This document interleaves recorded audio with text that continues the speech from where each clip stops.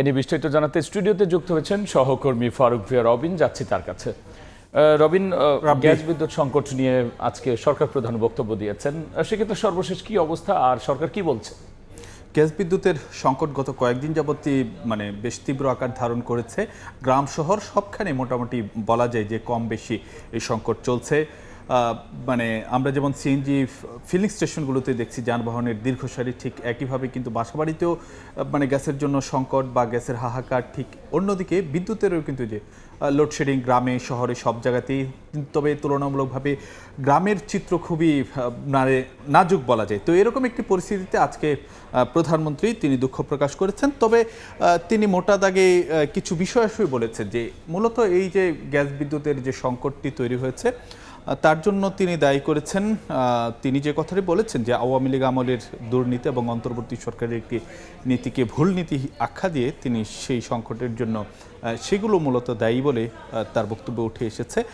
তিনি যে কথাটি বলেছেন যে আওয়ামী লীগ আমলে এখানে লুটপাট করা হয়েছে, দুর্নীতি করা হয়েছে এবং নিজস্ব সম্পদ অনুসন্ধানে তেমন একটা গুরুত্ব দেওয়া হয়নি।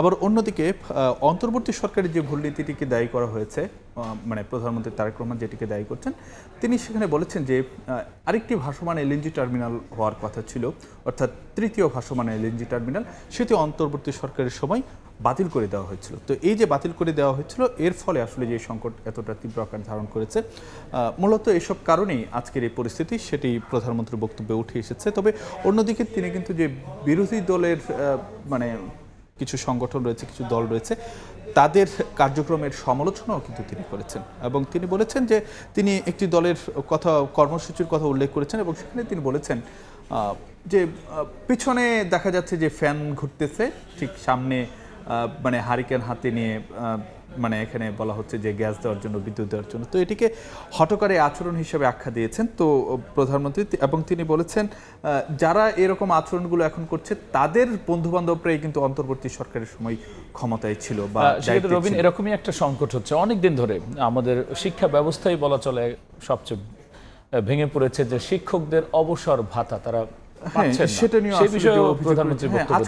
এটা নিয়ে তিনি আরেকটি কর্মসূচিতে সে বিষয় আসলে কথা বলেছেন। তবে আরেকটি বিষয় যদি জানাতে চাই, জনগণের মধ্যে নিশ্চয়ই একটি বিষয় জিজ্ঞাসা থাকতে পারে যে এই সংকট নিয়ে প্রধানমন্ত্রী কি কোনো আশার বাণী শুনিয়েছেন কিনা বা সরকার কি ব্যবস্থা। তো সেই জায়গাতে তিনি যে কথাটি বলেছেন, তিনি এসবের জন্য দুঃখ প্রকাশ করেছেন এবং তিনি বলেছেন যে আগামী কয়েকদিনের মধ্যেই যে এই সংকটগুলো হয়তো যে ধীরে ধীরে কেটে উঠবে এবং দীর্ঘমেয়াদে এই সংকট কাটানোর জন্য যে তৃতীয় এলএনজি টার্মিনাল নির্মাণের করা হবে এবং তার জন্য বিভিন্ন দেশের সঙ্গে আলাপ আলোচনা চলছে, সেটিও কিন্তু তিনি বলেছেন। আর আপনি যেহেতু যে শিক্ষকদের সমস্যার বিষয়টি নিয়ে কথা বলেছেন, আমরা একটি প্রতিবেদন দেখে তারপর আমরা সে আলোচনায় ফিরব। ফ্যাসিবাদী সরকারের লুটপাট থেকে শিক্ষকদের কল্যাণ তহবিলও রেহাই পায়নি। অবসর ও কল্যাণ ভাতার জন্য জাতি গঠনের কারিগরদের ঘুষ দিতে বাধ্য করা হয়েছিল। অবসরপ্রাপ্ত শিক্ষকদের ভাতার চেক তুলে দিয়ে একথা বলেছেন প্রধানমন্ত্রী তারেক রহমান। ভোগান্তি দূর করতে সচেষ্ট থাকার আশ্বাস তার। এদিকে নিউরোসায়েন্সেস হাসপাতালে 500 শয্যার নতুন ভবন উদ্বোধন করে চিকিৎসক রোগী স্বজনদের মধ্যে পারস্পরিক আস্থা ও সম্মানের সম্পর্কের তাগিদ দিয়েছেন সরকার প্রধান। চাকরি জীবন শেষে বেসরকারি শিক্ষক কর্মচারী অবসর ও কল্যাণ সুবিধার ভাতা উত্তোলনে ভোগান্তি দূর করতে সরকারের নতুন উদ্যোগ। রাজধানীর ওসমানী স্মৃতি মিলনায়তনে শনিবার ইএফডি ও আইবাসের মাধ্যমে 64 জেলায় ভাতা প্রদান কার্যক্রমের উদ্বোধন করেন প্রধানমন্ত্রী তারেক রহমান। 10 জন শিক্ষকের হাতে স্মারক চেক তুলে দেন সরকার প্রধান।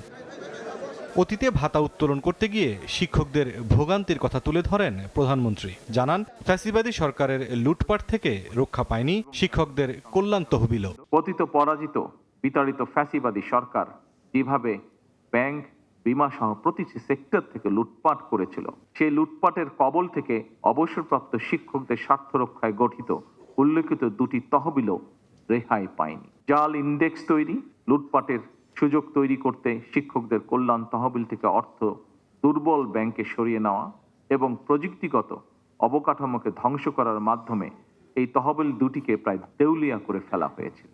ফ্যাসিবাদী চক্রের লুটপাটের কারণে অবসরপ্রাপ্ত শিক্ষক শিক্ষিকাগণ 2022 সাল থেকে এই তহবিল হতে কোনো টাকাই পাচ্ছিলেন না। মধ্যস্বত্বভোগীর কারণে অবসরপ্রাপ্ত শিক্ষকরা যেন আর ভোগান্তিতে না পড়েন সেদিকে সরকারের নজর আছে বলেও জানান প্রধানমন্ত্রী।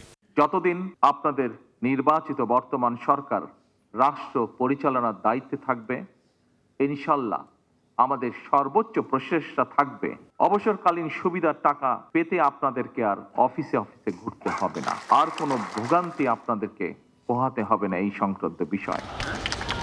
এদিকে রাজধানীর আগারগাঁওয়ে ন্যাশনাল ইনস্টিটিউট অফ নিউরোসায়েন্সেস ও হাসপাতালের সম্প্রসারিত 500 শয্যা বিশিষ্ট নতুন ভবন উদ্বোধন করেন প্রধানমন্ত্রী। ফলক উন্মোচনের পর মোনাজাত ও হাসপাতাল প্রাঙ্গণে গাছের চারা রোপণ করে ঘুরে দেখেন হাসপাতালের কার্যক্রম।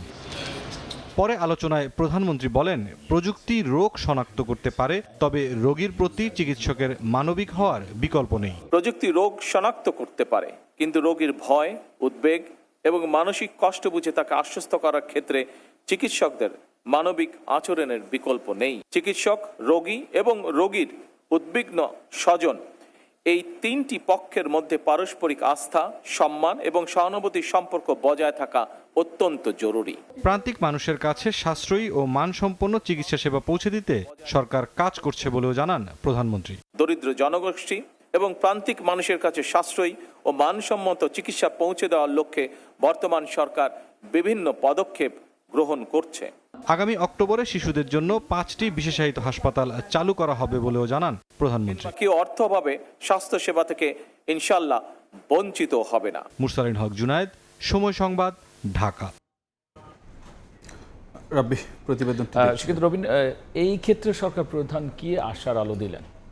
না, যেহেতু যে শিক্ষকদের অবসর ভাতা পাওয়া সেটা নিয়ে কিন্তু মানে তাদেরকে বিভিন্ন দুয়ারে দুয়ারে গিয়ে ঘুরতে হয়, বিভিন্ন অফিসে গিয়ে যে কড়া নাড়তে হয়, এরকম একটা অভিযোগ কিন্তু মানে দীর্ঘদিনের। তো সেটা কেবলমাত্র যারা ভুক্তভোগী রয়েছেন তারাই বোঝেন যে সেটির যন্ত্রণা মানে কতটা। তো এরকম একটি পরিস্থিতিতে আজকে যখন রাজধানীর ওসমানী স্মৃতি মিলনায়তনে বেসরকারি শিক্ষক কর্মচারী অবসর ও কল্যাণ সুবিধার যে অর্থপ্রদান অনুষ্ঠানে প্রধানমন্ত্রী তারেক রহমান তিনি সেখানে যখন বক্তব্য রাখছিলেন, তো সেখানে তিনি যে কথাটি বলছিলেন যে মানে শুরুতেই এরকম একটি অবস্থা কেন হলো সেটির কথা প্রসঙ্গে গিয়ে তিনি বলছিলেন যে ফেসিবাদের লুটপাট থেকে রেহাই পায়নি কল্যাণ তহবিলও, এবং সে কারণে এই লুটপাটের কারণে 2022 সাল থেকে তহবিল থেকে কোনো টাকাই পাচ্ছিলেন না অবসরপ্রাপ্ত শিক্ষকরা, সেটি কিন্তু যে তিনি সেখানে বলেছেন। তো এই যে এরকম একটি অবস্থা, রাব্বি যেটি বলছিলাম যে মানে শিক্ষকদেরকে বিভিন্ন দুয়ারে দুয়ারে ঘুরতে হয় এবং যে বিভিন্ন অফিসে গিয়ে কড়া নাড়তে হয়, তো সেখানে প্রধানমন্ত্রী আজকে যে বিষয়টি আশ্বস্ত করেছিলেন মানে অবসরের যে অবসর পরবর্তী শিক্ষকরা যে সুবিধা পেয়ে থাকেন, তো সেই সুবিধার টাকা পেতে তাদেরকে আর যে অফিসে গিয়ে ঘুরতে হবে না, বরং যে অনলাইন ব্যাংক অ্যাকাউন্টে শিক্ষকদের প্রাপ্য যে টাকা সেটি যথাসময়ে পৌঁছে দেওয়া হবে, এরকম একটি মানে আশ্বাস তিনি তার পক্ষ থেকে দিয়েছেন। তবে বিভিন্ন সময় এসব ক্ষেত্রে কিন্তু যে এই টাকাগুলো পাওয়ার ক্ষেত্রে মধ্যস্বত্বভোগী বা দালাল তাদের একটা দৌরাত্ম্য থাকে বা এদেরকে ধরতে হয়, এরকম একটি অভিযোগও কিন্তু রয়েছে দীর্ঘদিনের। তো সেটাও কিন্তু যে সরকার প্রধান বলেছেন যে মধ্যস্বত্বভোগীদের কারণে যেন মানে ভোগান্তির মধ্যে কেউ যেন না পড়েন, সে বিষয়ে সরকার সর্বোচ্চ চেষ্টা করে যাবে এবং সেখানে যে সরকার আন্তরিক এবং মধ্যস্বত্বভোগীর কারণে যেন কাউকে যেন ভোগান্তির মধ্যে পড়তে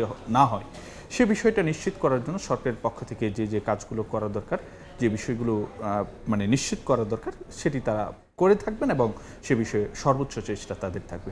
তো এই ছিল রবিন, অসংখ্য ধন্যবাদ আলোচনায় যুক্ত হওয়ার জন্য। আপনাকে ধন্যবাদ।